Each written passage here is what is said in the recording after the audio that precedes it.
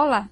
Nessa aula vamos falar sobre o ciclo reprodutivo dos organismos não fotossintetizantes. Os objetivos é conhecer a importância dos esporos e descrever suas principais estruturas formadoras, determinar as principais formas de dispersão dos fungos, caracterizar as diferentes formas de reprodução vegetativa, sexuada e assexuada, evidenciar as principais etapas do ciclo de vida das diferentes subdivisões dos fungos. Introdução. Você já caminhou em alguma mata ou floresta?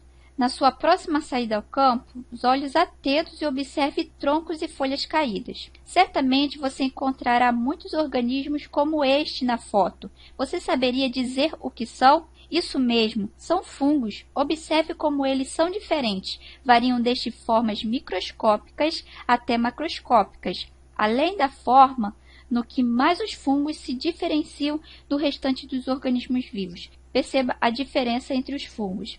Esse é um fungo cálice, ascomicota, basidiomicota, um cogumelo. Esse é o zigomicota, que é o bolor negro do pão. E esse é uma ascomicota, que é a levedura. Você ainda lembra como eles obtêm o alimento? Eles fazem fotossíntese? Claro que não. Então, são organismos heterotróficos. Então, vamos ver cada forma. Eles podem ser fitoparasita, sapróbio, simbionte, sapróbio e fitoparasita. Agora pense, será que esses fungos são diferentes da sua forma e na maneira de obter alimento? Também são diferentes no modo de se reproduzirem? Você já percebeu que após um dia de chuva, os fungos surgem no solo ou em tronco de árvores com muita rapidez? Você já achou sementes ou brotos de fungo? Claro que não, porque fungos não têm semente e muito menos brotos. Por isso, vamos pensar como os fungos se reproduzem. Vamos dar uma olhada no que acontece no solo. Se você pudesse ver a olho nu essas estruturas crescendo no solo, saberia dizer o que são? Isso mesmo, são as hifas, que são filamentos microscópicos que formam o corpo dos fungos, que você já conhece, lembra? Mas como o cogumelo e os outros fungos aparecem tão rápido? Acompanhe o ciclo de vida do fungo e obtenha a resposta. Esses são as hifas. Num determinado momento de suas vidas, as hifas só querem crescer e aumentar a área para absorção de nutrientes. Perceba, isso são as hifas e não raízes. Ao continuarem seu crescimento, as hifas podem se encontrar com hifas de outras linhagens e se reproduzirem. Na fase reprodutiva, as hifas formam uma estrutura macroscópica na superfície do solo, como esse cogumelo ou outras estruturas que você talvez já tenha visto na natureza. Esses são alguns exemplos de cogumelo. Mas afinal, o que é um cogumelo? Como você pode ver, essa estrutura não é compacta, formada por tecidos, como nas plantas. É, na verdade, um aglomerado de hifas, que recebe o nome de micélio. Vamos conhecer melhor essas hifas. Como você acabou de ver, o micélio é formado por um conjunto de hifas septadas. Essas são as hifas septadas. Observe as hifas em detalhes. Em cada septo encontramos um núcleo. Você nota algo de diferente nos cromossomos desse núcleo? Isso mesmo, é um núcleo haploide. Os fungos são diferentes das plantas e dos animais. Eles são organismos haploides durante quase todo o seu ciclo de vida. Você conhecerá os detalhes mais adiante. Agora pense, como as hifas surgem no solo? Você já ouviu falar de esporos? Esporos. Isso mesmo, os esporos são as estruturas reprodutivas dos fungos. Então, podemos dizer que os esporos são para os fungos o que as sementes são para as plantas? Correto. As sementes eu sei de onde vêm, do fruto. E os esporos, como se originam? Quando você observa o mofo crescendo sobre o pão ou outro alimento, você, na verdade, está vendo os esporos se transformando em hifas. Novos esporos, então, são produzidos por essas hifas e o ciclo vai se repetindo. O mesmo acontece na mata. Os esporos são liberados e produzem novas hifas imperceptíveis a olho nu. E qual é a vantagem para os fungos se reproduzirem por esporos? Vamos pensar nas vantagens das sementes para as plantas. Exatamente assim como as sementes, os esporos são estruturas mais resistentes que aumentam as chances de sobrevivência dos fungos, como em condições adversas. E como poderia ser a dispersão dos fungos? Os esporos, como outras estruturas de dispersão, podem ser levados pelo vento, pela água ou por animais. Agora que você relembrou como são os fungos, está pronto para acompanhar o ciclo de vida desse grupo, ciclo reprodutivo de Ascomycota. Vamos voltar à nossa caminhada pela floresta. Continue atento aos troncos e às folhas caídas. Imagine que você está no campo fazendo uma coleta de material biológico e se depara com organismos como está na imagem. Você saberia dizer o que são? Muito bem, também são fungos, com cores e formas bem diferentes. Agora pense, além da morfologia, o que mais nos pode ajudar a caracterizar as divisões do reino Fungi, Ascomycota e Basidiomycota? Será que esses fungos tão diferentes se reproduzem todos da mesma maneira? Pense no que você acabou de ver. Já sabemos que os fungos se reproduzem tanto na forma sexuada como assexuada, não é mesmo? Vamos começar por essa estrutura da foto. A que fase do ciclo de vida o fungo ela pertence? Essa é a fase macroscópica, característica da divisão dos fungos, Ascomycota. Vamos conhecer a sua estrutura ao microscópio. Como você pode ver, essa estrutura é, na verdade, um micélio formado por hifas e que tem uma importância muito grande no ciclo de vida. Você está pronto para acompanhar o ciclo reprodutivo desse grupo? Então, só repetindo, isso é um micélio e essas são as hifas.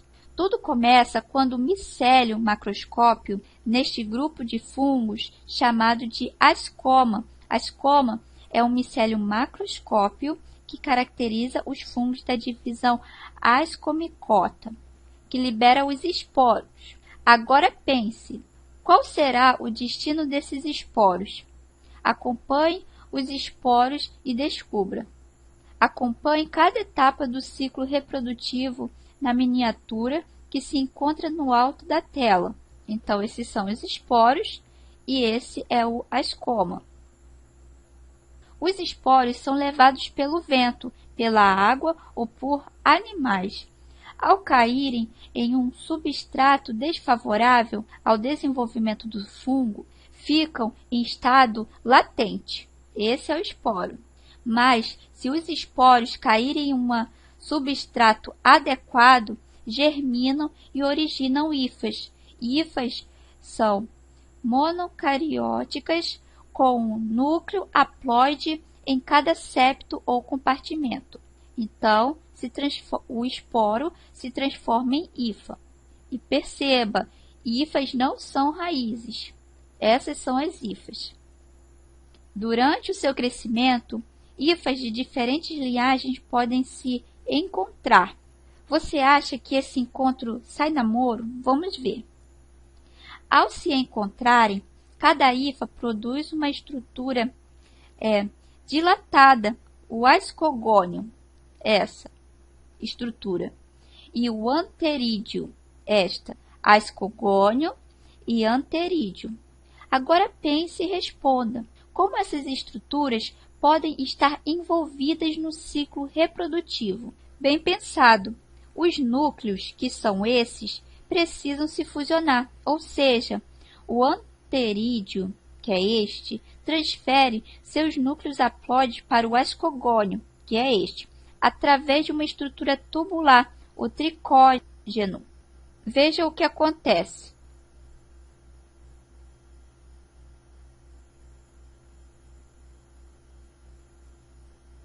Perceba o núcleo. Essa passagem de núcleos e citoplasma de uma célula para outra é chamada de plasmogamia. Note que os núcleos se parearam no interior do ascogônio. E agora, qual será o próximo passo? O ascogônio começa a crescer e produzir hifas dicarióticas. Hifas dicarióticas são hifas com 2 núcleos haploides em cada septo ou compartimento, que se ramificam repetidamente. Os núcleos pareados migram para essas novas hifas e acompanhem essa fase. Perceba, o ascogônio começa a crescer e produzir hifas dicarióticas.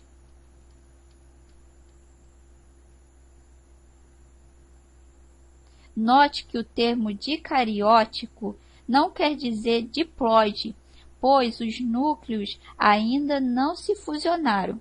As hifas dicarióticas crescem e se aglomeram, produzindo um micélio macroscópio, um novo ascoma.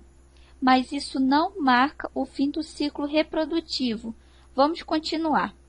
Observe a ápice das hifas que formam o ascoma. Elas são formadas por células dilatadas com 2 núcleos haploides, chamada de asca. Essa é a asca, que caracterizam os fungos ascomicota. Agora pense, qual será a próxima etapa? Note que os núcleos ainda não se fusionaram. Muito bem, precisa ocorrer a fusão dos núcleos haploides no interior da asca, originando o núcleo diploide. Essa fusão dos núcleos é chamada de cariogamia. A asca, então, para se tornar diploide, é no momento que eles se unem, e esse estado é chamado de cariogamia. O núcleo recém-formado sofre meiose, originando 4 núcleos haploides. Observe esse processo dentro da asca. Esses núcleos podem seguir 2 caminhos. Podem formar uma parede, se transformando em esporos. Ao sofrer mitose, originando 8 esporos, nesse grupo de fungos, os esporos sexuados são chamados de ascósporos. E o que acontecerá com esses ascósporos? Os ascósporos precisam ser liberados. Isso acontece quando a parede da asca é rompida. Agora pense, se ocorreu cariogamia e meiose, esse ciclo é sexuado ou assexuado? Isso mesmo, sexuado. Para fechar o ciclo, o que deve ocorrer com os esporos? Eles vão germinar e originar uma nova hifa, e assim todo o ciclo reprodutivo sexuado se reinicia. Mas será que essa é a única maneira desses fungos se reproduzirem? Você já percebeu como os alimentos fora da geladeira mofam com tanta rapidez? Como você explica isso? Os esporos que estão no ar, ao caírem em um substrato adequado, germinam originando hifas. Assim como você acabou de ver na reprodução sexuada, acompanha o desenvolvimento do esporo. Você sabe dizer o que acontecerá com essas hifas se elas não encontrarem seu par? Vamos descobrir. As hifas irão crescer e desenvolver uma estrutura diferenciada, um conidióforo. Mas com qual afinidade? O conidióforo produzirá os esporos sofrendo mitoses sucessivas. Esses esporos recebem o nome de conídeos. Esses são os conídeos. Você imagina qual será o destino desses conídeos? Os conídeos, ao germinarem, reiniciarão o ciclo reprodutivo dos fungos.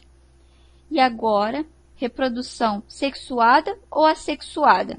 Isso mesmo, assexuada. Mas você já parou para pensar em qual é a vantagem desses fungos se reproduzirem também assexuadamente? O ciclo reprodutivo assexuado é rápido, economizando energia e acelerando o crescimento e a propagação do fungo. Os alimentos morfam com tanta rapidez.